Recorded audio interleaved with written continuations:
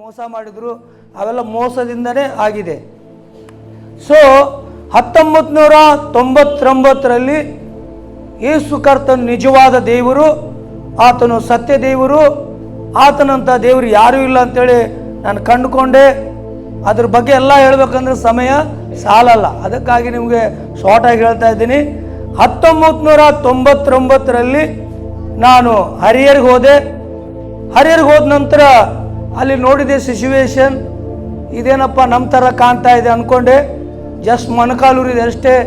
ದೇವರ ಬೆಂಕಿ ಒಂದು ಶಾಕ್ ನನಗೆ ಹೊಡಿತು. ನಾನೇನು ಪ್ರಾರ್ಥನೆ ಮಾಡಿಲ್ಲ, ಏನು ಉದ್ದು ಪ್ರಾರ್ಥನೆ ಮಾಡೋದು ಅಲ್ಲ. ನಮ್ಮ ತಂದೆ ತಾಯಿಗಳು ಒಳ್ಳೆ ವಿಶ್ವಾಸಿಗಳು, ಒಳ್ಳೆ ಪ್ರಾರ್ಥನಾ ವೀರರು, ಪ್ರಾರ್ಥನಾ ಅಯ್ಯನವ್ರು ಹೇಳಿದ ಪ್ರಕಾರನೇ.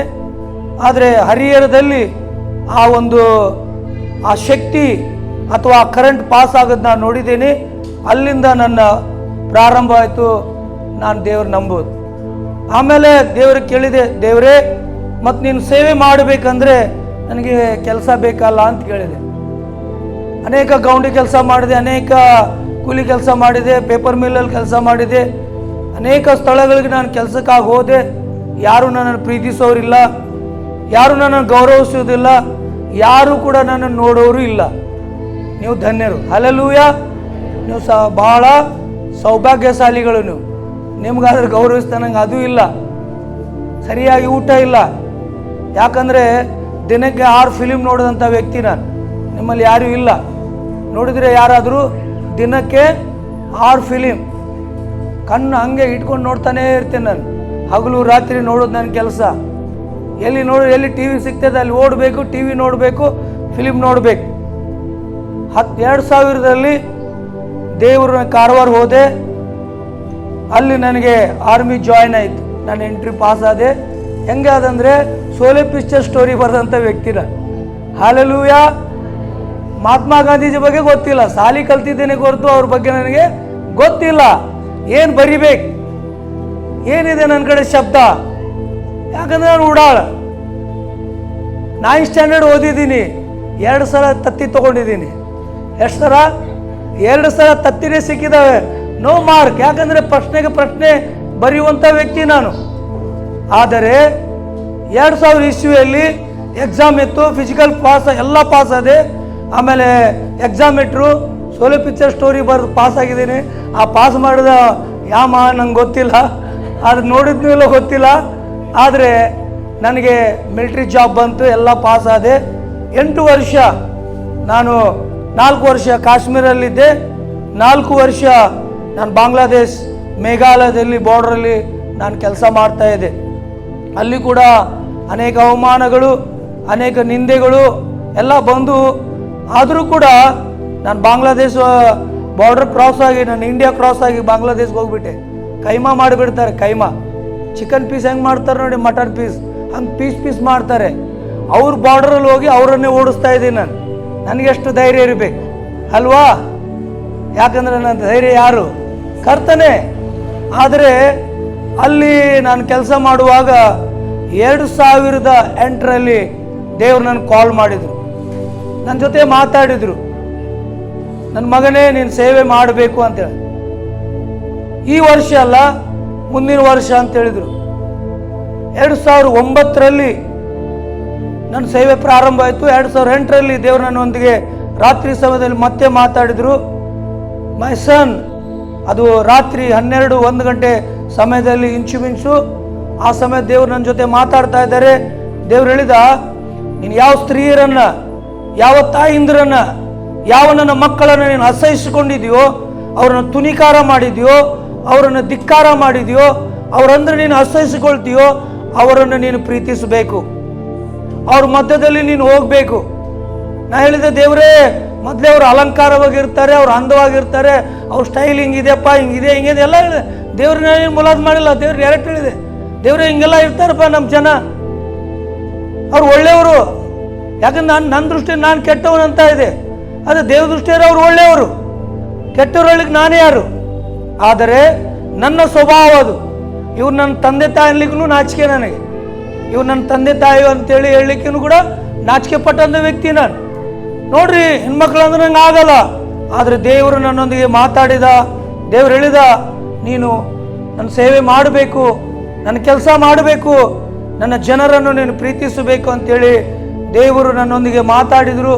ನಾನು ಹೇಳಿದೆ, ದೇವರೇ ಆಯ್ತಪ್ಪ, ನೀನು ಹೇಳಿದ ಮೇಲೆ ಆ ಸ್ತ್ರೀಯನ್ನು ಒಂದು ತಾಯಿಯಾಗಿ, ಒಂದು ಅಕ್ಕ ಆಗಿ, ಒಂದು ತಂಗಿಯ ರೂಪದಲ್ಲಿ, ಮಗಳ ರೂಪದಲ್ಲಿ ಅವರನ್ನು ನೀನು ಪ್ರೀತಿಸಬೇಕು. ನಾನು ನಿನ್ನನ್ನು ಪ್ರೀತಿಸ್ತಾ ಇದ್ದೀನಿ ಅಂತ ಹೇಳಿದ ದೇವರು. ಆದರೆ ಸಮಸ್ಯೆಗಳು ಬರ್ತಾವೆ, ಕಷ್ಟಗಳು ಬರ್ತಾವೆ, ತೊಂದರೆಗಳು ಬರ್ತಾವೆ, ಇಕ್ಕಟ್ಟುಗಳು ಬರ್ತಾವೆ. ಏನು ಬಂದರೂ ಕೂಡ ನೀನೇನು ಮಾಡಬಾರ್ದು, ಹಿಂದೆ ನೋಡಬೇಡ, ನೀನು ಮುಂದಕ್ಕೆ ಸಾಗು ಅಂತೇಳಿ ದೇವರು ನನ್ನೊಟ್ಟಿಗೆ ಮಾತಾಡಿದರು. 2009ರಲ್ಲಿ ಜಾಬ್ ಬಿಟ್ಟು ಬಂದೆ. ತಂದೆ ತಾಯಿಗಳಿಂದ ಅವಮಾನ, ಸಭೆಯಿಂದ ಅವಮಾನ, ಓಣಿಗಳಿಂದ ಅವಮಾನ, ಜನರಿಂದ ಅವಮಾನಗಳು, ನಿಂದೆಗಳು. ಇವನು ಒಳ್ಳೆ ಕೆಲಸ ಬಿಟ್ಟು ಬಂದ, ಕೆಲಸ ಇಲ್ಲದಾಗೂ ಅದೇ ಮಾತಂದರು, ಕೆಲಸ ಸಿಕ್ಕಿದ ಮೇಲೂ ಹಾಗೆ ಸ್ವಲ್ಪ ಪ್ರೀತಿ ಮಾಡ್ದಂಗೆ ಮಾಡಿದ್ರು, ಮತ್ತೆ ಹಂಗೆ. ಯಾಕೆ ನಾನು ಹೇಳ್ತಾ ಇದ್ದೇನೆ ಅಂದರೆ, ಯಾರು ನನ್ನನ್ನು ಪ್ರೀತಿ ಮಾಡೋರಿಲ್ಲ, ಯಾರು ನನಗೆ ಸರಿಯಾಗಿ ಮಾತಾಡ್ಸೋರಿಲ್ಲ, ಎಲ್ಲರೂ ನನ್ನ ಬೈದವರೇ.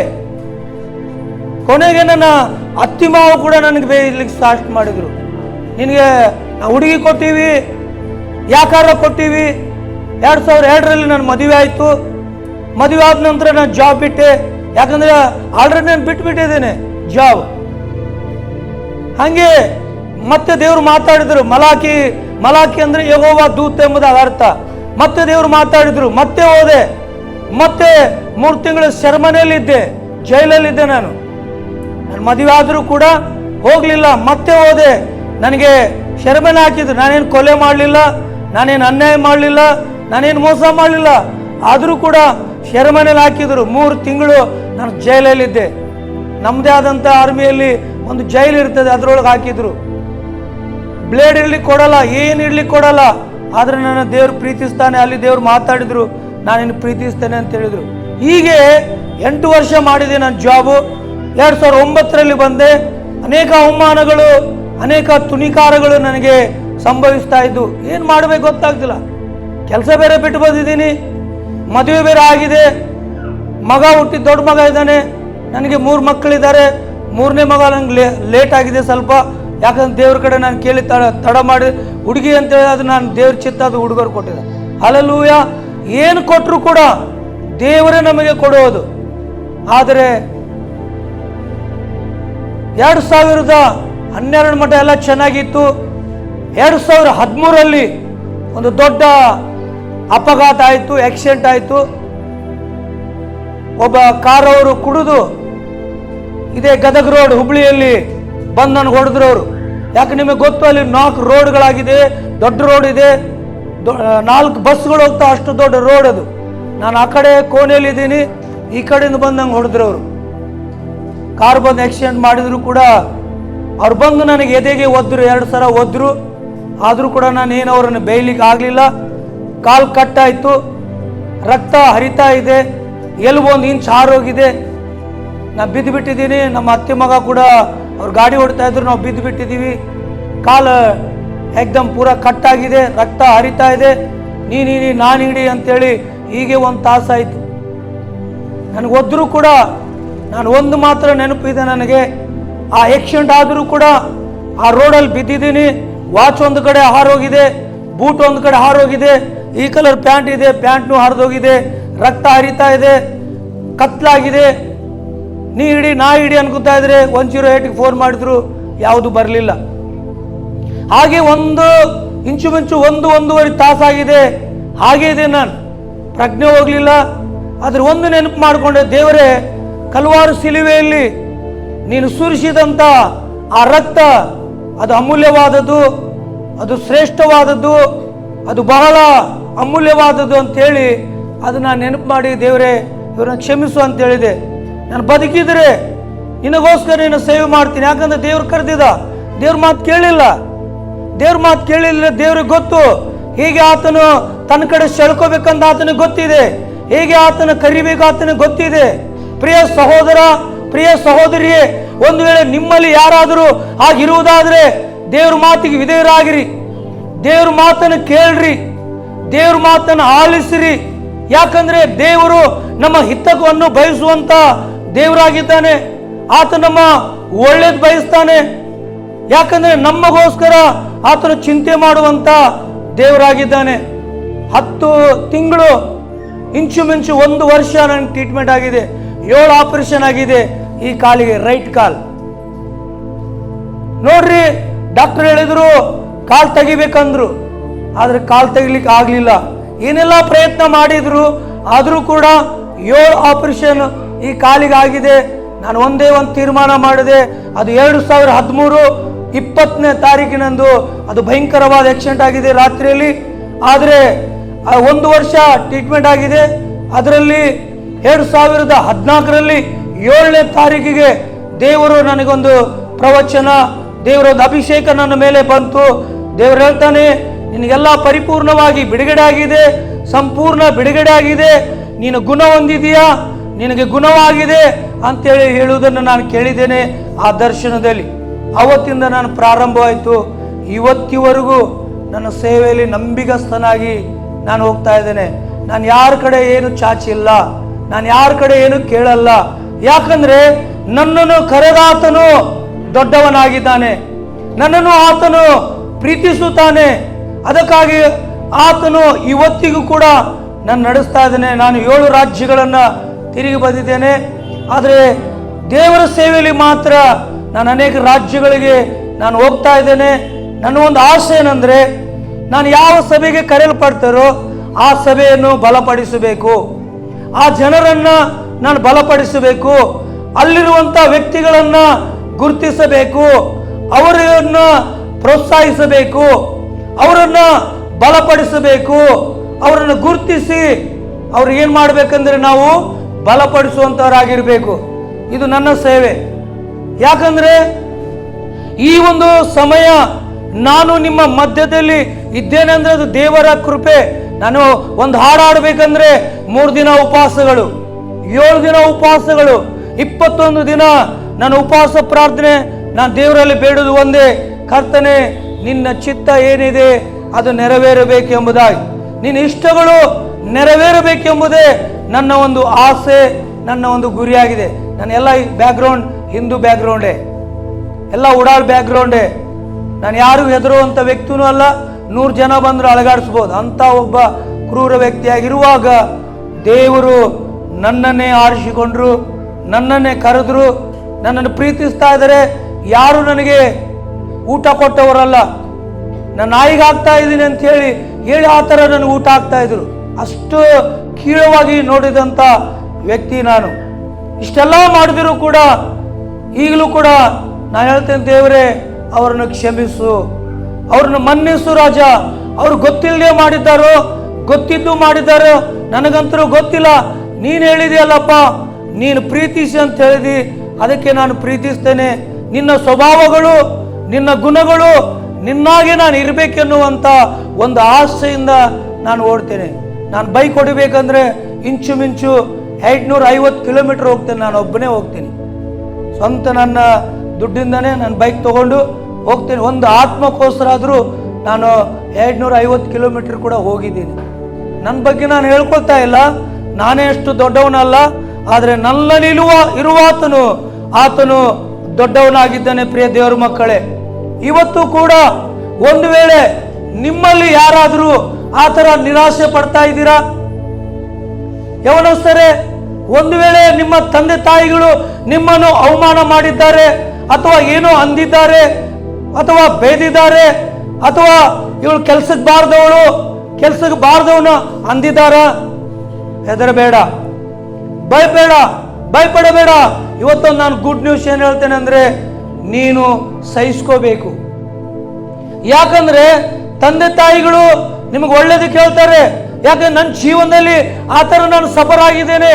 ಯಾರ ಪ್ರೀತಿ ಇಲ್ಲ, ತಂದೆ ತಾಯಿ ಪ್ರೀತಿ ಇಲ್ಲ, ಅಕ್ಕ ತಂಗಿ ಪ್ರೀತಿ ಇಲ್ಲ, ಅಣ್ಣ ತಮ್ಮಂದ್ರ ಪ್ರೀತಿ ಇಲ್ಲ. ಒಂದು ಕಾಲದಲ್ಲಿ ಯಾರ ಪ್ರೀತಿ ಇಲ್ಲ ನನಗೆ. ಆದರೂ ಕೂಡ ದೇವರು ತನ್ನ ನಿಜವಾದ ಪ್ರೀತಿಯನ್ನ ನನಗೆ ಆತನು ತೋರಿಸಿದ್ದಾನೆ. ನಾನು ಯಾರು, ನಾನು ಎಂಥವನು, ನಾನು ಯಾಕೆ ಭೂಲೋಕಕ್ಕೆ ಬಂದಿದ್ದೇನೆ, ನಾನು ಭೂಲೋಕಕ್ಕೆ ಬಂದು ನಾನು ಏನೇನು ಮಾಡಿದ್ದೇನೆ ಅಂತೇಳಿ ಎಲ್ಲವೂ ಪರಿಶುದ್ಧ ಗ್ರಂಥದಲ್ಲಿ ಬರೆಯಲ್ಪಟ್ಟಿದೆ, ಲಿಖಿತವಾಗಿದೆ. ಇದು ಸುಳ್ಳಲ್ಲ, ಇದು ಸತ್ಯವಾಗಿದೆ. ನಾನು ಪ್ರಕಟಿಸುವ ದೇವರು ನಿಜವಾದ ದೇವರು, ಆತನು ಸತ್ಯವಾದ ದೇವರು, ಆತನು ಇರುವಾತನಾಗಿದ್ದಾನೆ, ಆತನು ಮಾತಾಡುವಾತನಾಗಿದ್ದಾನೆ. ಆತನು ನಿನ್ನನ್ನು ಸಂಧಿಸುತ್ತಾನೆ, ನಿನ್ನನ್ನು ಪ್ರೀತಿಸ್ತಾನೆ, ನಿನ್ನ ಕೈ ಹಿಡಿತಾನೆ, ನಿನ್ನ ಕೈ ಹಿಡಿದು ಎಬ್ಬಿಸ್ತಾನೆ, ನಿನ್ನ ನಡೆಸುವಂತ ದೇವರಾಗಿದ್ದಾನೆ. ಇದಾರ ಯಾರಾದರೂ ಅಂತವರು? ಆತನು ನಿಜವಾಗ್ಲೂ ನಮ್ಮನ್ನು ಪ್ರೀತಿಸುವಂತವನಾಗಿದ್ದಾನೆ. ನಾನು ನಿಜವಾಗಿ ಹೇಳಬೇಕಂದ್ರೆ, ನಾನು ಯಾವತ್ತೂ ಕೂಡ ನಮ್ಮ ಅಯ್ಯನವರ ಪ್ರೀಚಿಂಗ್ ನಾನು ಕೇಳಲಿಲ್ಲ. ನನಗೆ ಆಸೆ, ಕೇಳಬೇಕೆಂಬ ಆಸೆ. ಎಲ್ಲಿ ಉಪವಾಸ ಇದ್ರು ಪ್ರತಿ ಶನಿವಾರ DDM ನಿಮ್ಗೆ ಗೊತ್ತು, ಪ್ರತಿ ಶನಿವಾರ ನಾನು ಫಾಸ್ಟಿಂಗ್ ಹೋಗ್ತಾ ಇದ್ದೆ. 25 ವರ್ಷ, ಒಂದು ದಿನ ಅಲ್ಲ, ಒಂದು ತಿಂಗಳಲ್ಲ, 25 ವರ್ಷಗಳು ನಾನು ಉಪವಾಸ ಪ್ರಾರ್ಥನೆ ಹೋಗುವುದು ಬರುವುದು ಮಾಡ್ತಿದ್ದೆ. ಬೆಲ್ಲಂಪಲ್ಲಿ ಮಠ ಹೋಗಿದ್ದೀನಿ ನಾನು, 50 ದಿನದ ಉಪವಾಸ ಪ್ರಾರ್ಥನೆ. ನಾನು ಎಲ್ಲಿ ಹೋದರೂ ಕೂಡ ನಾನು ಒಂದು ವಿಷಯ ಕಲಿತಾನೆ ಇರ್ತೇನೆ. ಆದರೆ ಇಲ್ಲಿ ಬಂದು ನಾನು ಒಂದು ಕಲ್ತಿದ್ದೇನೆ. ನಿಜವಾಗ್ಲೂ ನಿಮ್ಮ ಸೇವಕರು ನಾನು ನೋಡ್ತಾ ಇದ್ದೇನೆ, ನಿಮ್ಮನ್ನು ಗದರಿಸ್ತಿರುವಾಗ ಅವ್ರು ನಿಮಗೆ ಪ್ರೀತಿಯಿಂದ ಹೇಳ್ತಾ ಇದ್ದಾರೆ, ಕರಗಳ ತಟ್ರಿ, ಹಾಡ್ರಿ, ದೇವರ ಸ್ತುತಿಸಿರಿ, ದೇವರನ್ನ ಆರಾಧಿಸಿರಿ, ದೇವರ ನಾಮವನ್ನ ಮಹಿಮೆಪಡಿಸಿರಿ ಅಂತ ಹೇಳ್ತಾ ಇದ್ದಾರೆ. ಹೌದು ಪ್ರಿಯ ದೇವರ ಮಕ್ಕಳೇ, ನಾವೇನು ಮಾಡಬೇಕಂದ್ರೆ ನಾವು ಚೆನ್ನಾಗಿ ನಮ್ಮ ಕರಗಳನ್ನು ತಟ್ಟುತ್ತಾ ನಮ್ಮ ದೇವರನ್ನು ನಾವು ಘನಪಡಿಸಬೇಕು. ಹಲ್ಲೆಲೂಯಾ. ಯಾಕಂದ್ರೆ ಟೈಮ್ ಓಡ್ತಾ ಇರ್ತೈತೆ, ನಾವು ಪ್ರಾರಂಭ ಮಾಡಿದ್ವಿ. ಹಲ್ಲೆಲೂಯಾ. ಇವತ್ತು ದೇವರು ಏನೋ ಒಂದು ಅದ್ಭುತ ಮಾಡಲಿಕ್ಕೆ ಆತನಿಲ್ಲಿದ್ದಾನೆ. ದೇವರು ಎಲ್ಲೋ ಇದ್ದಾನೆ ಅಂತ ತಿಳ್ಕೊಬೇಡ್ರಿ. ನನ್ನ ಯೇಸು ನಿನ್ನ ಪಕ್ಕದಲ್ಲಿದ್ದಾನೆ, ನನ್ನ ಯೇಸು ನಿನ್ನ ಎಡಗಡೆಯಲ್ಲಿ ನಿಂತಿದ್ದಾರೆ, ಬಲಗಡೆಯಲ್ಲಿ ನಿಂತಿದ್ದಾರೆ. ನನ್ನ ಯೇಸು ನಿನ್ನ ಹಿಂದೆ ನಿಂತಿದ್ದಾರೆ, ನನ್ನ ಯೇಸು ನಿನ್ನ ಮುಂದೆ ನಿಂತಿದ್ದಾರೆ. ನನ್ನ ಯೇಸುವಿನ ಹಸ್ತ ನಿಮ್ಮ ತಲೆ ಮೇಲೆ ಇಟ್ಟಿದ್ದಾನೆ. ನನ್ನ ದೇವರ ಹಸ್ತ ಇವತ್ತು ನಿನ್ನ ಭುಜದ ಮೇಲೆ ಇಟ್ಟಿದ್ದಾನೆ. ದೇವರ ಹಸ್ತ ಇವತ್ತು ನಿನ್ನ ಬೆನ್ನ ಮೇಲೆ ಇಟ್ಟಿದ್ದಾನೆ. ಪ್ರಿಯ ಸಹೋದರ, ಪ್ರಿಯ ಸಹೋದರಿಯೇ, ಇವತ್ತು ನಿಮ್ಮನ್ನು ಬಲಪಡಿಸೋದಕ್ಕಾಗಿ ನನ್ನ ಯೇಸು ಇವತ್ತು ಮಾತಾಡ್ತಾ ಇದ್ದಾನೆ. ನಾವು ನೇರವಾಗಿ ವಾಕ್ಯಕ್ಕೆ ಹೋಗೋಣ. ಯಾಕಂದ್ರೆ ನನ್ನ ಬಗ್ಗೆ ಹೇಳಲಿಕ್ಕೆ ನಾನು ಹೆಚ್ಚಾಗಿ ಇಷ್ಟಪಡಲ್ಲ. ನೋಡ್ರಿ, ಮಾರ್ಕನ ಬರೆದ ಸುವಾರ್ತೆ 1ನೇ ಅಧ್ಯಾಯ, ಮಾರ್ಕನ ಬರೆದ ಸುವಾರ್ತೆ 1ನೇ ಅಧ್ಯಾಯ 29ನೇ ವಚನದಿಂದ ನಾವು 31 ವಚನವರೆಗೆ ಓದ್ಕೊಳ್ಳೋಣ. ಓದಿ, ಓದ್ರಿ, ಕಂಟಿನ್ಯೂ ಓದಿ.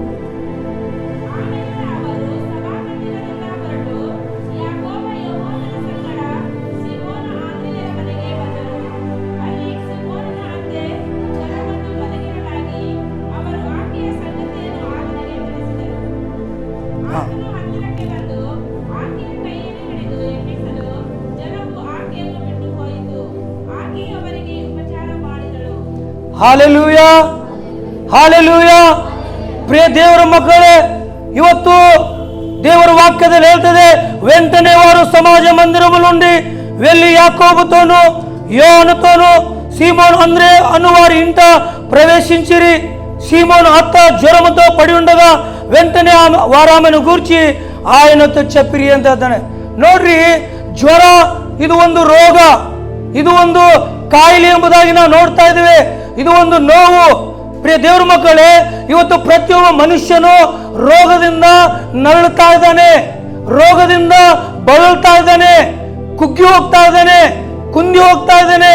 ಯಾಕೆ ನನ್ನ ಜೀವನದಲ್ಲಿ ಹೀಗೆ ಆಗಿದೆ?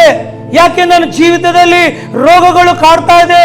ಯಾಕೆ ನನಗೆ ಈ ನೋವು ಕಾಡ್ತಾ ಇದೆ? ಯಾರಾದರೂ ನನಗೆ ಮಾಟ ಮಂತ್ರ ಮಾಡಿದ್ದಾರಾ? ಒಂದು ವೇಳೆ ಯಾರು ನನಗೇನಾದರೂ ಸಾಯ್ತಾನ ಬಂಧನಗಳಿಂದ ನಾನು ಕಟ್ಟಲ್ಪಟ್ಟಿದ್ದೇನಾ, ಅಥವಾ ನಾನು ಬಂಧಿಸಲ್ಪಟ್ಟಿದ್ದೇನಾ?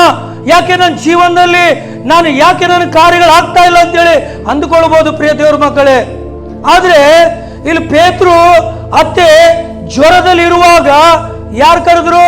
ಪೇತ್ರು ಕರೀತಾನೆ, ಕರ್ತನಾದ ಯೇಸುವೆ, ನನ್ನ ಗುರುವೇ, ನನ್ನ ಬೋಧಕನೇ, ನೀನು ನನ್ನ ಮನೆಗೆ ಬರಬೇಕು.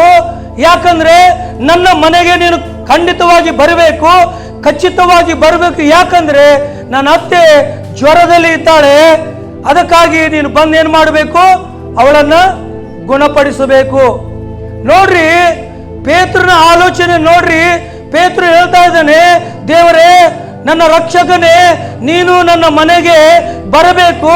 ನನ್ನ ಮನೆಗೆ ಬಂದರೆ ನನ್ನ ಅತ್ತೆಯಲ್ಲಿರುವಂಥ ಜ್ವರ ಹೋಗುತ್ತದೆ. ಯಾಕಂದ್ರೆ ಕರ್ತನಾದ ಯೇಸು ಇವತ್ತು ನಿಮ್ಮ ಮನೆಗೆ ಯಾಕೆ ಬರ್ತಾ ಇದ್ದಾನೆ ಅಂದ್ರೆ, ಇವತ್ತು ನೀನು ರೋಗದಲ್ಲಿ ಇದೆಯಾ, ಅಥವಾ ಆ ರೋಗದ ಒತ್ತಡದಿಂದ ನಿನಗೆ ನೋವಾಗ್ತಾ ಇದೆಯಾ, ಆ ಸಮಸ್ಯೆಗೆ ನೀನು ಒಳಗಾಗಿದೆಯಾ? ಆದರೆ ಹೆದರಬೇಡ, ನನ್ನ ಯೇಸು ಇವತ್ತು ನಿನ್ನ ಮನೆಗೆ ಬಂದಿದ್ದಾನೆ ಅಂತ ತಿಳ್ಕೊ. ಹಲ್ಲೆಲೂಯಾ. ನನ್ನ ಯೇಸು ಇಲ್ಲಿ ಬಂದಿದ್ದಾನೆ, ನನ್ನ ಯೇಸು ಇಲ್ಲಿ ತಿರುಗ್ತಾ ಇದ್ದಾನೆ. ನಾನು ನೋಡಿದ್ದೀನಿ, ಆ ಯೇಸು ಇಲ್ಲಿ ಇದ್ದಾನೆ. ಆತನ ದೇವದೂತರು ಈ ಸ್ಥಳದಲ್ಲಿ ಇದ್ದಾರೆ. ಆದರೆ ಆತನ ಪ್ರಸನ್ನತೆ ಈ ಸ್ಥಳದಲ್ಲಿ ತುಂಬಿ ತುಳುಕ್ತಾ ಇದೆ. ಆತನ ಅಭಿಷೇಕ ಈ ಸ್ಥಳದಲ್ಲಿ ಹೊರಡಿದೆ. ಹಲ್ಲೆಲೂಯಾ.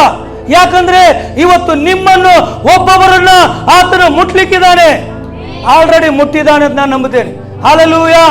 ಆರಾಧನೆ ಮಾಡುವಂತ ತಂಡದವರಿಗೆ ಹೇಳಿದ ದೇವರು, ನಾನು ಅವರನ್ನ ಇನ್ನು ಹೆಚ್ಚಾಗಿ ಅಭಿಷೇಕದಿಂದ ನಾನು ಅವ್ರನ್ನ ಉಪಯೋಗ ಮಾಡ್ತೇನೆ.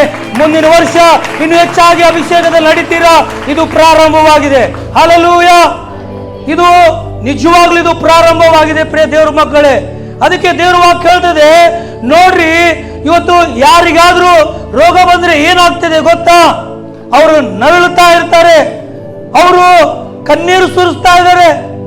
ದೇವರೇ, ನನಗೆ ಯಾಕೆ ಈ ರೋಗ ಬಂತು, ನನಗೆ ಯಾಕೆ ಬಂತು, ಆ ಪಕ್ಕದ ಮನೆಗೆ ಯಾಕೆ ಬರಬಾರ್ದು, ಅವನು ಬಂದ್ರೆ ಚೆನ್ನಾಗಿರ್ತಿತ್ತಲ್ವಾ, ಇವ್ರು ಬಂದ್ರೆ ಚೆನ್ನಾಗಿರ್ತಿತ್ತಲ್ವಾ, ಅವನ ಮನೆ ಬಿದ್ದರೆ ಚೆನ್ನಾಗಿರ್ತದಲ್ವಾ, ಅವನ ಕಾರ್ ಆಕ್ಸಿಡೆಂಟ್ ಆದ್ರೂ ಪರವಾಗಿಲ್ವಾ? ಈ ತರ ಮಾತುಗಳು ನಾವು ನೆಗೆಟಿವ್ ಆಗಿ ಮಾತಾಡ್ತಾ ಇರ್ತೀವಿ.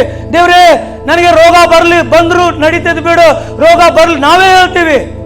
ದೇವ್ರ ಮಕ್ಕಳೇ, ಬೈಬಲ್ ಹೇಳ್ತಾ ಇದೆ, ನಿನ್ನ ಬಾಯಿಯಿಂದ ನೀನು ಏನು ಅರಿಕೆ ಮಾಡ್ತೀಯೋ ಅದು ಆಗುತ್ತದೆ, ಅದು ಆಗಲೇಬೇಕು.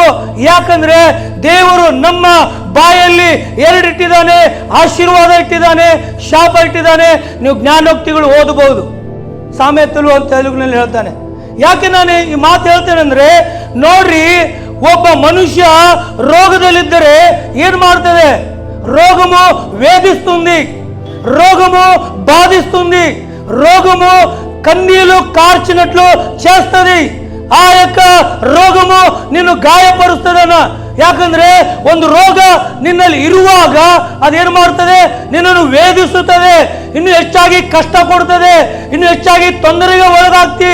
ಎಷ್ಟು ಡಾಕ್ಟರ್ ಕಡೆ ಹೋದ್ರು, ಮಾರ್ಕನ ಬರೋ ಸುವಾರ್ತೆ 5ನೇ ಅಧ್ಯಾಯ ನಾವು ಓದುವಾಗ ಅಲ್ಲಿ ನೋಡ್ತೇವೆ, 12 ವರ್ಷದಿಂದ ರಕ್ತಸ್ರಾವ ರೋಗಿಯನ್ನ ನಾವು ನೋಡ್ತಾ ಇದ್ದೇವೆ. ಅವಳು ನರಳುತ್ತಾ ಇದ್ದಾಳೆ, ಬಳಲ್ತಾ ಇದ್ದಾಳೆ, ಕುಗ್ಗಿ ಹೋಗಿದ್ದಾಳೆ, ಸೋತು ಹೋಗಿದ್ದಾಳೆ. ಆದರೆ ಇಷ್ಟೆಲ್ಲ 1 ವರ್ಷ ಅಲ್ರಿ, 2 ವರ್ಷ ಅಲ್ರಿ, 3 ವರ್ಷ ಅಲ್ಲ, 12 ವರ್ಷ ಏನು ಮಾಡಿದ್ರು? ರಕ್ತಸ್ರಾವ ರೋಗದಿಂದ ನರಳುತ್ತಾ ಇದ್ದಾಳೆ, ಬಳಲ್ತಾ ಇದ್ದಾಳೆ. ಆದ್ರೂ ಕೂಡ ಯಾರಾದ್ರೂ ಅವ್ರಿಗೆ ಯೇಸು ಬಗ್ಗೆ ಹೇಳಿದ್ರ? 12 ವರ್ಷ ರೀ, ಯಾರು ಹೇಳಿಲ್ಲ. ಅನೇಕ ವೈದ್ಯರ ಕಡೆ ಹೋದ್ಲು. ಇವತ್ತು ನಾವೇನ್ ಮಾಡ್ತೇವೆ ಗೊತ್ತಾ? ವೈದ್ಯರ ಕಡೆ ಹೋಗ್ಬೇಡ ಅಂತ ಹೇಳ್ತಾ ಇಲ್ಲ, ಡಾಕ್ಟರ್ ಕಡೆ ಹೋಗ್ಬೇಡ ಅಂತ ಹೇಳ್ತಿಲ್ಲ, ಔಷಧ ತಿನ್ಬೇಡ ಅಂತ ಹೇಳ್ತಾ ಇಲ್ಲ. ಆದ್ರೆ 12 ವರ್ಷ ಅವಳೇನ್ ಮಾಡ್ತಾ ಇದ್ದಾಳೆ? ತಡಿಲಿಕ್ಕೆ ಆಗ್ತಾ ಇಲ್ಲ. ಅವ್ಳು ನೋವು ಯಾರಿಗೆ ಹೇಳ್ಕೋಬೇಕು? ಅಕ್ಕ, ನನಗೆ ನೋವಿದೆ ಅಂದ್ರೆ ಅಕ್ಕ ಏನು ಮಾಡ್ತಾಳೆ? ತಂಗಿಗಳಿದ್ರೆ ತಂಗಿ ಏನು ಮಾಡ್ತಾಳೆ? ಯಾರು ಏನು ಮಾಡ್ಲಿಕ್ಕೆ ಆಗಲ್ಲ. ಯಾರು ನಮ್ಮನ್ನ ರೋಗವನ್ನು ತೆಗೆದಾಕ್ಲಿಕ್ಕೆ ಆಗುದಿಲ್ಲ. ಒಂದ್ ವೇಳೆ ನೀನು ಡಾಕ್ಟರ್ ಕಡೆ ಹೋಗ್ತಾ ಇದೀಯಾ, ಇಲ್ಲಿ ಇದೀರಾ, ಯಾರೋ ಒಬ್ರು ಇದ್ದೀರಾ, ದೇವ್ರು ಹೇಳ್ತಾ ಇದ್ದೇನೆ, ರೋಗದಿಂದ ನೀನು ನರಳ್ತಾ ಇದೀಯಾ. ಓ, ನನಗೆ ಶುಗರ್ ಆಗಿದೆ, ಓ ನನಗೆ BP ಇದೆ, ನನಗೆ ಆ ನೋವಿದೆ, ನನಗೆ ಈ ನೋವಿದೆ, ಅಯ್ಯೋ ನನ್ನ ಮೈಯೆಲ್ಲ ನೋಸ್ತದೆ, ಅಯ್ಯೋ ನನಗೆ ಸುಸ್ತಾಗ್ತಿದೆ ಅನ್ನೋರು ಇಲ್ಲಿ ಇದ್ದೀರಾ? ಅದು ದೇವ್ರು ಹೇಳ್ತಾನೆ, ಇವತ್ತು ಗುಡ್ ನ್ಯೂಸ್, ಇವತ್ತು ಒಂದು ಬಿಡುಗಡೆ. ಹಲ್ಲೆಲೂಯಾ. ಇವತ್ತೊಂದು ಬಿಡುಗಡೆ. ದೇವ್ರ ವಾಕ್ಯ ಹೇಳ್ತದೆ, 12 ವರ್ಷ ರೀ, 12 ವರ್ಷದಿಂದ ಎಷ್ಟು ನೊಂದಿರಬೇಕು ನೀವು ವಿಚಾರ ಮಾಡಿ ನೋಡ್ರಿ. ಮನುಷ್ಯ ಯಾರಾದ್ರೂ ಒಬ್ಬ ಕಾಯಿಲೆಗೆ ಒಳಗಾದ್ರೆ ಅಥವಾ ಕಾಯಿಲೆಗೆ ತುತ್ತಾದ್ರೆ ಹೆಂಗಿರ್ತದೆ ಆ ಮನುಷ್ಯ? ನೀವು ಮಾತಾಡಿ ನೋಡ್ರಿ. ನನ್ನ ನೋವು ನನಗಿದೆ, ನೀನೇನು ಹೇಳ್ತೀಯ ಅಂತಾರೆ. ಹೌದಿಲ್ವಾ? ಯಾಕಂದ್ರೆ ಅನುಭವಿಸಿದಾರ ನೀವು. ದೇವ್ರ ವಾಕ್ಯ ಹೇಳ್ತದೆ, ಓದ್ರಿ ಒಂದ್ಸರ.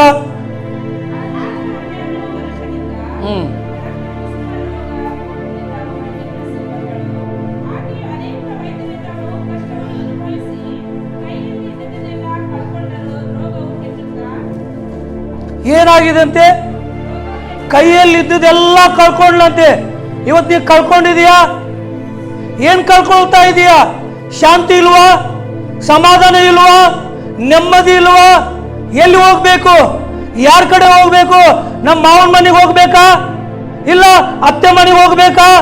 ಯಾರ ಮನೆಗೆ ಹೋಗ್ಬೇಕು? ಎಲ್ಲಿ ಹೋದ್ರೆ ನನಗೆ ಸಮಾಧಾನ ಸಿಗ್ತದೆ? ಎಲ್ಲಿ ಹೋದ್ರೆ ನನಗೆ ಶಾಂತಿ ಸಿಗಬಹುದು? ಎಲ್ಲಿ ಹೋದ್ರೆ ನನಗೆ ಸುಖ ಸಿಗಬಹುದು? ಎಲ್ಲಿ ಹೋದ್ರೆ ಈ ಕಾಯಿಲೆ ಗುಣವಾಗ್ತದೆ, ಈ ರೋಗ ಹೋಗ್ತದೆ, ಇದರಿಂದ ನನಗೆ ಯಾವತ್ತು ಬಿಡುಗಡೆ ಆಗ್ತದೆ? ಯಾರು ಬಿಡಿಸಬಹುದು? ಬಿಡಿಸಬಲ್ಲ ಶಕ್ತನು ಇದ್ದಾನ ಅನ್ನುವಂತ ಆಲೋಚನೆ ಬಂದಿರಬೇಕಲ್ರಿ, ವಿಚಾರಗಳು ಬಂದಿರಬೇಕಲ್ರಿ. ಏನೆಲ್ಲ ವಿಚಾರಗಳು, ರಾತ್ರಿ ನಿದ್ದೆ ಇರುವುದಿಲ್ಲ, ಊಟ ಮಾಡ್ಲಿಕ್ಕೆ ಆಗ್ತಾ ಇಲ್ಲ, ನೋವು ತಳ್ಳಿಕ್ ಆಗ್ತಾ ಇಲ್ಲ, ಆ ಕಡೆ ಹೊಳ್ಳಿದ್ರು ಈ ಕಡೆ ಹೊಳ್ಳಿದ್ರು, ಮಂಚದಲ್ಲಿ ಹೊಳ್ಳಾಡುದು, ಆದ್ರೂ ಕೂಡ ಏನ್ ಬರ್ತಾ ಇಲ್ಲ, ನಿದ್ದೆ ಬರ್ತಾ ಇಲ್ಲ. ಕಾರಣ ಏನು? ಆ ರೋಗ. ಹೆಣ್ಮಕ್ಳಿಗೆ ಗೊತ್ತದು, ಎಲ್ಲರೂ ಹೇಳ್ಕೊಳ್ಳ. ಯಾಕೆ? ನೋವಾಗ್ತದೆ. ಪ್ರಿಯ ದೇವ್ರ ಮಕ್ಕಳೇ, 12 ವರ್ಷ ರೀ ಇದ್ದುದೆಲ್ಲ ಕಳ್ಕೊಂಡ್ಲು. ಏನಾಗ್ತಾ ಇದೆ? ರೋಗ ಹೆಚ್ಚಾಗ್ತಾ ಇದೆ ಹೊರತು ಕಡಿಮೆ ಆಗ್ತಾ ಇಲ್ಲ. ಪ್ರಿಯ ದೇವ್ರ ಮಕ್ಕಳೇ, ಇವತ್ತು ಕಲ್ಗಟ್ಟಿಗೆಯ ಜನರೇ, ದೇವರು ಏನು ಒಂದು ಅದ್ಭುತ ಮಾಡಲಿಕ್ಕೆ ಇವತ್ತು ಈ ಪ್ರಾಂತ್ಯಕ್ಕೆ ಆತನು ಬಂದಿದ್ದಾನೆ. ಹಲ್ಲೆಲೂಯಾ! ಆತನು ಆಲ್ರೆಡಿ ತನ್ನ ದೇವದೂತರು ಇಳಿಸಿದ್ದಾನೆ. ಆತನು ಯೋಚನೆ ಮಾಡ್ತಾ ಇದ್ದಾನೆ, ಓ ನನ್ನ ಮಕ್ಕಳು ಬಹಳ ಕಷ್ಟಕ್ಕೆ ಒಳಗಾಗಿದ್ದಾರೆ, ಓ ನನ್ನ ಜನರು ಅನೇಕ ದುಃಖಕ್ಕೆ ಒಳಗಾಗಿದ್ದಾರೆ, ಅನೇಕ ಸಮಸ್ಯೆಗೆ ಒಳಗಾಗಿದ್ದಾರೆ. ದೇವರ ಆತ್ಮ ಹೇಳ್ತಾ ಇದ್ದಾನೆ, ಆಕ್ಸಿಡೆಂಟ್ಗಳಿಂದ ದೇವರು ನಿಮ್ಮನ್ನು ತಪ್ಪಿಸಿದ್ದಾನೆ ಅಂತ ಹೇಳ್ತಾ ಇದ್ದಾನೆ. ಭಯಂಕರವಾದ ಆಕ್ಸಿಡೆಂಟ್ ಆಗಬೇಕಾಗಿತ್ತು. ದೇವರ ಆತ್ಮ ಹೇಳ್ತಾ ಇದ್ದಾನೆ, ಆ ಆಕ್ಸಿಡೆಂಟ್ ಸಾಯಬೇಕಾಗಿತ್ತು. ಹಲ್ಲೆಲೂಯಾ! ಏನಾಯ್ತು ಮಾ?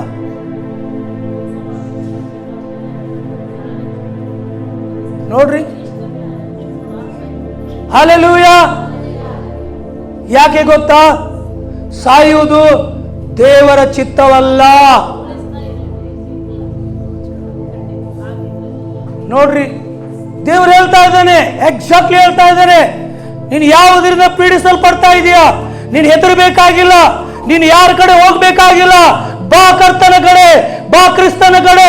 ಇವತ್ತು ನಿನಗೆ ಬಿಡುಗಡೆ ಇದೆ. ಇವತ್ತೇ, today my god is miracle. ದೇವರು ಹೇಳ್ತಾ ಇದ್ದಾನೆ, 12 ವರ್ಷದ ಆರೋಗ್ಯ ಹೇಳ್ತಾರೆ, ಅಪ್ಪ ನಾನು ಎಲ್ಲ ಕಳ್ಕೊಂಡ್ಬಿಟ್ಟೆ. ಅಳ್ತಾ ಇದ್ದೀರಾ, ಗೋಳಾಡ್ತಾ ಇದ್ದೀರಾ, ಕೂಗ್ತಾ ಇದ್ದೀರಾ, ಚೀರ್ತಾ ಇದ್ದೀರಾ. ಯಾರು ನಿಮ್ಮ ಕೂಗನ್ನು ಕೇಳ್ತಿಲ್ವಾ? ಆದ್ರೆ ಒಬ್ಬನಿದ್ದಾನೆ, ನಾನು ಪ್ರಕಟಿಸುವಂತ ಯೇಸು ಈಗಲೂ ಕೂಡ ಜೀವಂತವಾಗಿ ಇದ್ದಾರೆ. ಹಲ್ಲೆಲೂಯಾ! ಹಲ್ಲೆಲೂಯಾ! ದೇವರು ಹೇಳ್ತಾ ಇದ್ದಾನೆ, ಕೆಲವರು ಯೌವನಸ್ಥರನ್ನ ಎಬ್ಬಿಸಲಿಕ್ಕಿದ್ದಾನೆ. ಹಲ್ಲೆಲೂಯಾ! ಕೆಲವರು ಯೌವನಸ್ಥರನ್ನ ಎಬ್ಬಿಸಲಿಕ್ಕಿದ್ದಾನೆ. ದೇವರು ಹೇಳ್ತಾ ಇದ್ದಾನೆ, ದೇವರ ಆತ್ಮ ಮೂವ್ ಆಗ್ತಾ ಇದೆ. ಹಲ್ಲೆಲೂಯಾ! ದೇವರು ಹೇಳ್ತಾ ಇದ್ದಾನೆ, ಇಲ್ಲಿರುವಂತ ಆ ವ್ಯಕ್ತಿ ಜೊತೆ ನಾನು ಮಾತಾಡಿದೆ, ದೇವೇಂದ್ರ ಜೊತೆ. ದೇವ್ರು ಹೇಳ್ತಾ ಇದ್ದಾನೆ, ಗಾಡ್ ಚಾಯ್ಸ್ ಫಾರ್ ಯು. ನನಗೆ ಗೊತ್ತು ನಿನ್ನ ಫ್ರೆಂಡ್ ಸರ್ಕಲ್ ಹೆಂಗಿದೆ, ದೇವ್ರಿಗೆ ಗೊತ್ತು, ನಿನಗೆ ಗೊತ್ತು. ಆದ್ರೆ ದೇವ್ರು ಹೇಳ್ತಾ ಇದ್ದಾನೆ, ಈಗ ಫ್ರೆಂಡ್ ಸರ್ಕಲ್ ಸರಿ ಇಲ್ಲ. ಹಲ್ಲೆಲೂಯಾ! ದೇವೇಂದ್ರ ಖಡೆ ಜಾವ್, ದೇವೇಂದ್ರ. ಹಲ್ಲೆಲೂಯಾ! ದೇವ್ರು ಹೇಳ್ತಾ ಇದ್ದಾನೆ, ದೇವರು ನಿನ್ನ ಚಾಯ್ಸ್ ಮಾಡ್ತಾ ಇದ್ದಾನೆ. ಈ ಸಭೆಗೆ ನಂಬಿಗಸ್ತನಾಗಿರು. ಹಲ್ಲೆಲೂಯಾ! ಯಾರೇ ಆಗಲಿ ಈ ಸಭೆಗೆ ನೀವು ನಂಬಿಗಸ್ತರಾಗಿರಿ. ಇವ್ರ ಮಾತು ಕೇಳಲಿಕ್ಕೆ ಹೋಗ್ಬೇಡ್ರಿ. ಯಾಕಂದ್ರೆ ಇವತ್ತು ಆ ಡಾಕ್ಟರ್, ಈ ಡಾಕ್ಟರ್, ಅಲ್ಲಿ ಇಲ್ಲಿ ಹೋಗ್ತಾ ಇದೀವಿ ನಾವು, ಆದ್ರೆ ಗುಣವಾಗ್ತಾ ಇಲ್ಲ. ಆದ್ರೆ ಒಬ್ಬ ಡಾಕ್ಟರ್ ಇದ್ದಾನೆ, ನಿನ್ನನ್ನು ಪ್ರೀತಿಸುವ ಡಾಕ್ಟರ್. ಇಲ್ಲಿದ್ದೀರಾ, ಕೆಲವರು ಇದ್ದೀರಾ, ನಿಮ್ಮನ್ನು ಸರಿಯಾಗಿ ನಿಮ್ಮನ್ನು ಪ್ರೀತಿಸೋರಿಲ್ಲ. ಇಲ್ಲಿದ್ದೀರಾ, ಆದ್ರೆ ದೇವ್ರು ಹೇಳ್ತಾ ಇದ್ದಾನೆ, ನಾನು ನಿನ್ನನ್ನು ಪ್ರೀತಿಸ್ತಾ ಇದ್ದೇನೆ. ನಿನ್ನ ಗಂಡ ನಿನ್ನ ಪ್ರೀತಿಸ್ತಾ ಇಲ್ವಾ? ನಿನ್ನ ಮನೆಯಲ್ಲಿ ಯಾರು ನಿನ್ನನ್ನು ಪ್ರೀತಿಸ್ತಾ ಇಲ್ವಾ? ಯೇಸು ಹೇಳ್ತಾ ಇದ್ದೇನೆ, ನಾನು ಇವತ್ತು ಬಂದಿದ್ದೇನೆ, ನಾನು ನಿನ್ನನ್ನು ಪ್ರೀತಿಸುತ್ತೇನೆ ಅಂತ ಹೇಳ್ತಾನೆ. ನಿಜವಾಗಿ ಹೇಳ್ತಾ ಇದ್ದೇನೆ, ದೇವರು ಇವತ್ತು ದೇವರು ನಿನ್ನನ್ನು ಅಪ್ಪಿಕೊಳ್ತಾ ಇದ್ದಾನೆ. ಹಲ್ಲೆಲೂಯಾ! ನಾನು ನಿಜವಾಗಿ ಹೇಳ್ತಾ ಇದ್ದೀನಿ, ದೇವರು ಇವತ್ತು ನಿಮ್ಮನ್ನು ಅಪ್ಪಿಕೊಳ್ತಾ ಇದ್ದಾನೆ. ಮುಂದೆ ಹೋದ್ರೆ ಮಾತು ಅವಕ್ಕೆ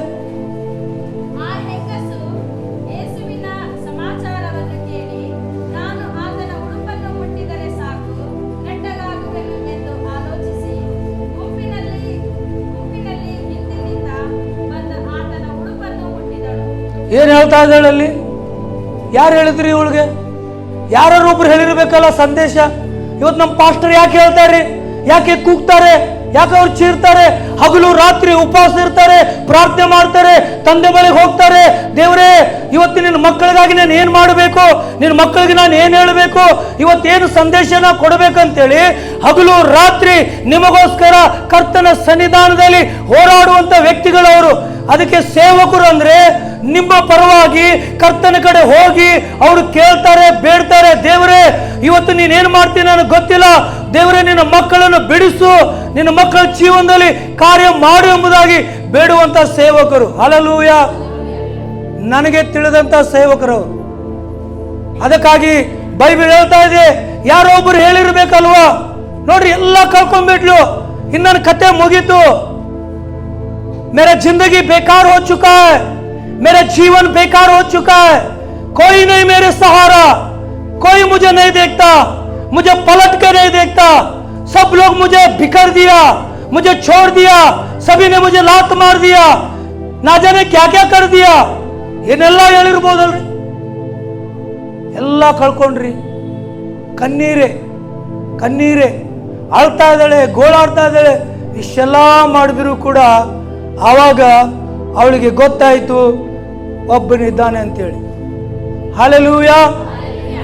ಏನು ಆಲೋಚನೆ ಮಾಡಿದ್ಲು ಅವಳು? ಏನು ಆಲೋಚನೆ ಮಾಡಿರ್ಬೇಕ್ರಿ ಹೇಳ್ರಿ ನೋಡೋಣ. ಆಕೆ ಯೇಸುವನ್ನು ಕುರಿತು ತಿಳಿದು ಬಂತು. ಆದ್ದರಿಂದ ಆಕೆ ಜನರ ಗುಂಪಿನಲ್ಲಿ ಏನು ಮಾಡಿದ್ಲು? ಹಿಂದಿನಿಂದ ಬಂದು ಆತನ ಮೇಲಂಗಿಯನ್ನು ಮುಟ್ಟಿದಳು. Hallelujah, hallelujah. ನೋಡ್ರಿ, ಈಗ ದೇವರ ಕಡೆಗೆ ಅವಳು ಹೋಗ್ತಾ ಇದ್ದಾಳೆ. ಇಷ್ಟು ದಿನ ಯಾರು ಹೇಳಿಲ್ಲ. ಒಂದು ವೇಳೆ ಹೇಳಿರಬಹುದು, ಅವ್ರು ಕೇಳಲಿಕ್ಕೆ ಅವ್ಳಿಗೇನಿಲ್ಲ, ಕಿವಿ ಇಲ್ಲ ಇರಬಹುದು. ನೋಡ್ರಿ, ಇಷ್ಟೆಲ್ಲ ನೋವು ಅನುಭವಿಸಿದ್ರು ಕೂಡ ಯಾವಾಗ ಯೇಸುವಿನ ಕುರಿತಾಗಿ ಅವ್ರಿಗೆ ಹೇಳಿದ್ರು, ಅವಳಿಗೆ ಗೊತ್ತಾಯ್ತು, ಅವಳೇನು ಮಾಡಿದ್ಲು? ನಾಚಿಕೆ ಪಡಲಿಲ್ಲ. ಅವಳೇನು ಮಾಡಿದ್ಲಂತೆ? ಆ ಜನರ ಗುಂಪಿನಲ್ಲಿ ಏನು ಮಾಡಿದ್ಲು? ಹಿಂದಿನಿಂದ ಹೋಗಿ ಮೇಲಂಗಿಯನ್ನು ಮುಟ್ಟಿದಳು. ಆ ಸ್ತ್ರೀ ಆತನ ಉಡುಪನ್ನು ಮುಟ್ಟಿದರೆ ಸಾಕು, ನಾನು ಗುಣಮುಖಳಾಗುತ್ತೇನೆ ಎಂದುಕೊಂಡು ನಾನು ಗುಣವಾಗ್ತೇನೆ. ಎಸ್, ನನ್ನ ದೇವರು ಬಂದಿದ್ದು 2024 ವರ್ಷಗಳಿಂದ ಯಾಕೆ ಬಂದಿದ್ದಾನೆ ಗೊತ್ತಾ? ನಿಮ್ಮನ್ನು ಗುಣಪಡಿಸುವುದಕ್ಕಾಗಿ ಬಂದಿದ್ದಾನೆ. ವಿಮೋಚನೆ ಕಾಂಡ 22 ನೀವು 15-22 ವಚನ ಓದುವಾಗ ಅಲ್ಲಿದೆ, ಮಾರಂಭ ಸ್ಥಳದಲ್ಲಿ ಅಲ್ಲಿ ಕೈಯಾಗಿತ್ತಂತೆ, ನೀರು ಕೈಯಾಗಿತ್ತು, ವಿಷವಾಗಿತ್ತು. ಈ ಲೋಕ ಕೈಯಿಂದ ತುಂಬಲ್ಪಟ್ಟಿದೆ, ರೋಗದಿಂದ ತುಂಬಲ್ಪಟ್ಟಿದೆ, ವ್ಯಾಧಿಗಳಿಂದ ತುಂಬಲ್ಪಟ್ಟಿದೆ. ದುಷ್ಟನೇನು ಮಾಡ್ತಾ ಇದ್ದಾನೆ? ಆ ಸೈತಾನ್ ಏನು ಮಾಡ್ತಾ ಇದ್ದಾನೆ? ಇವತ್ತು ಅನೇಕ ರೋಗಗಳನ್ನ ತಂದಾಕ್ತಾ ಇದ್ದಾನೆ.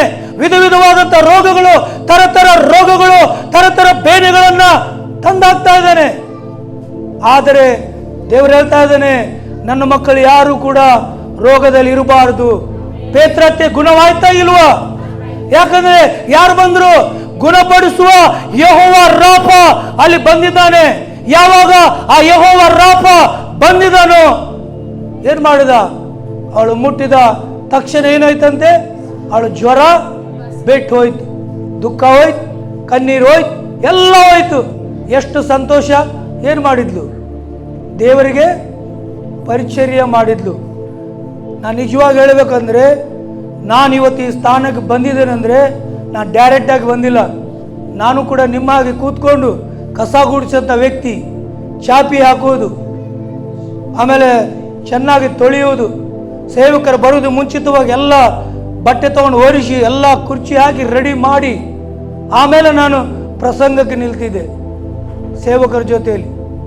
ಇವತ್ತು ನಾನು ಮಾಡಿದ್ದು ಅದು ವ್ಯರ್ಥವಾಗಲಿಲ್ಲ. ಹಲ್ಲೆಲೂಯಾ.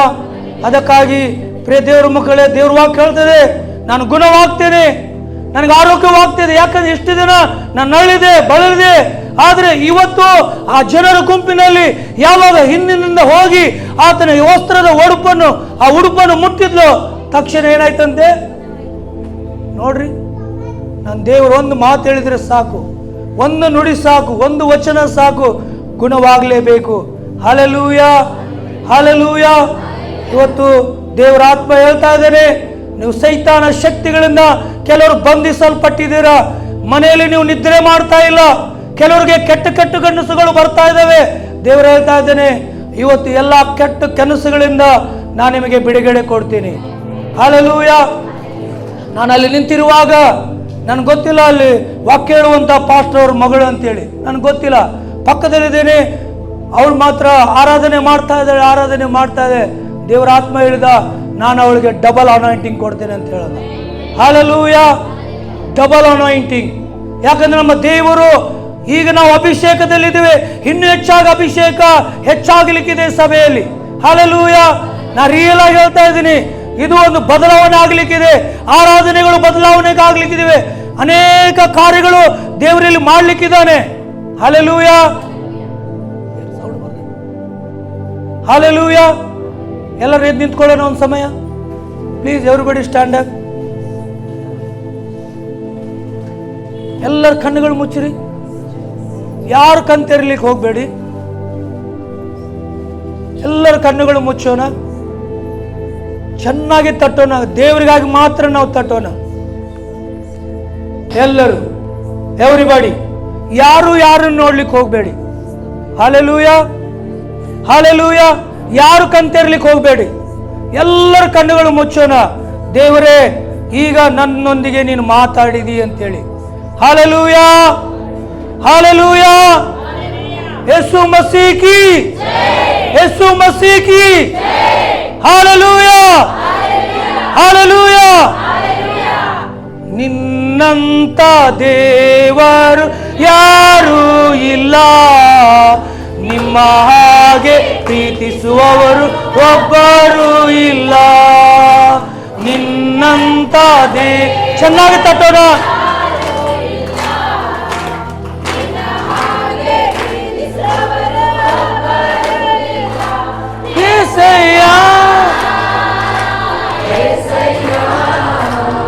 ಎಲ್ಲರೂ ಹಾಡೋಣ.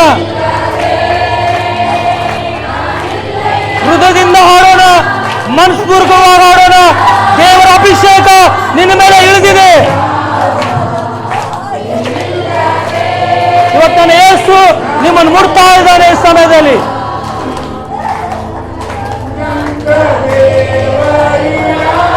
Thank you lord.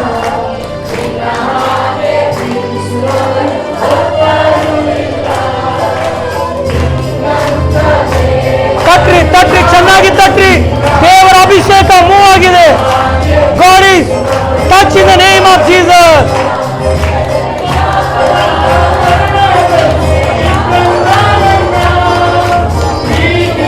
Yes, God is love. Young ಸಹೋದರಿ, young girl, ದೇವರು ನಿನ್ನ ಪ್ರೀತಿಸ್ತಾ ಇದ್ದಾರೆ.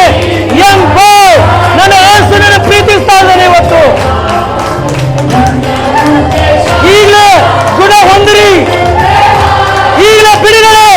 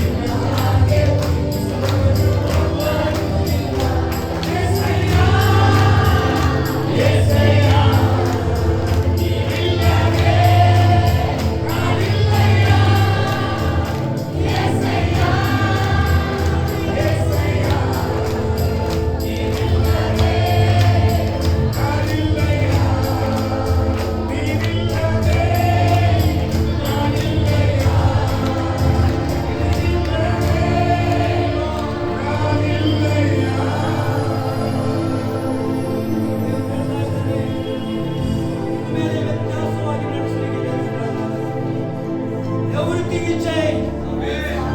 ನನ್ನ ದೇವರು ಬಹಳ ಬದಲಾವಣೆಗಳು ಮಾಡಲಿಕ್ಕಿದ್ದಾನೆ.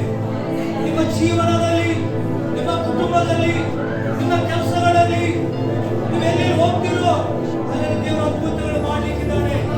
ಈ ಸಭೆ ಮೇಲೆ ದೇವರ ಒಂದು ಪ್ರಣಾಳಿಕೆ ಇದೆ. ಆ ದೇವರ ದೇವರೇ ಈ ಸಭೆಯನ್ನು ಇನ್ನು ಹೆಚ್ಚಾಗಿ ಆಶೀರ್ವದಿಸು. ಎಲ್ಲರನ್ನ ಆಮೆನ್. ಆಶೀರ್ವದಿಸು. ಈ ಸಭೆಯನ್ನು ಅಭಿವೃದ್ಧಿ ಮಾಡುವುದಾಗಿ ಏನೇನು ಕೆಲಸಗಳು ಆಗಬೇಕಂತೆ ಸೇವಕರು ಬೇಡ್ತಾ ಇದ್ರು ಅವೆಲ್ಲ ಯೇಸು ನಾಮದಲ್ಲಿ ಆಗಲಿ in the name of Jesus. ಆಗಲಿ in the name of Jesus. Thank you, Lord.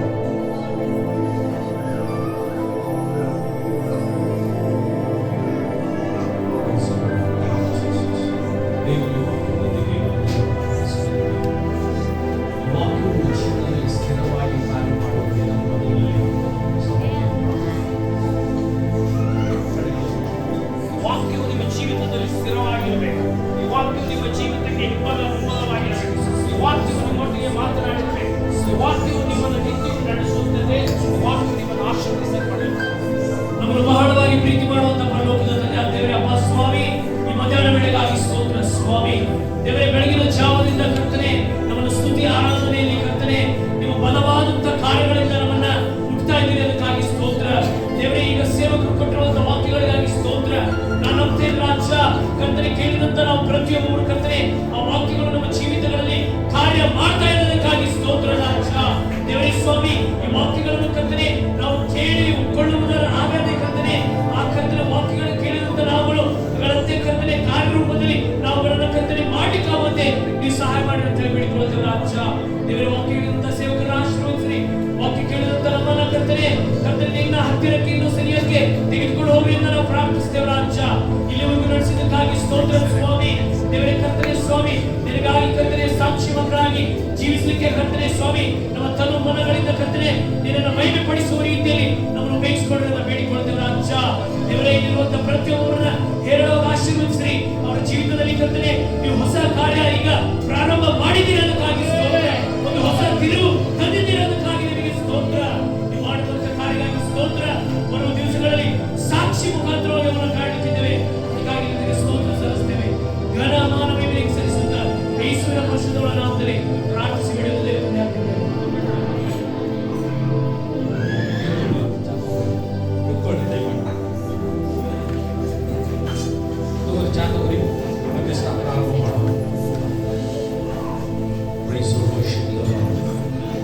ನಾಳೆಯೂ ಸಹ ಕರ್ತನ ಆತ್ಮದೊಂದಿಗೆ ನಮ್ಮ ಮಧ್ಯದಲ್ಲಿ ಮಾತನಾಡೋಣ. ಆಮೆನ್. ಆದ್ದರಿಂದ ಈಗ ಈ ಟೀ ಕುಡಿದ ನಂತರ ಕೆಲವು ಸಂಗತಿಗಳನ್ನ ನಾವು ದೇವರಿಗೆ ಕೃತಜ್ಞತೆಯನ್ನು ಸಲ್ಲಿಸುವಾಗಬೇಕು. ಚಾ ಬಂದ ತಕ್ಷಣ ಬೇಗ ಬೇಗ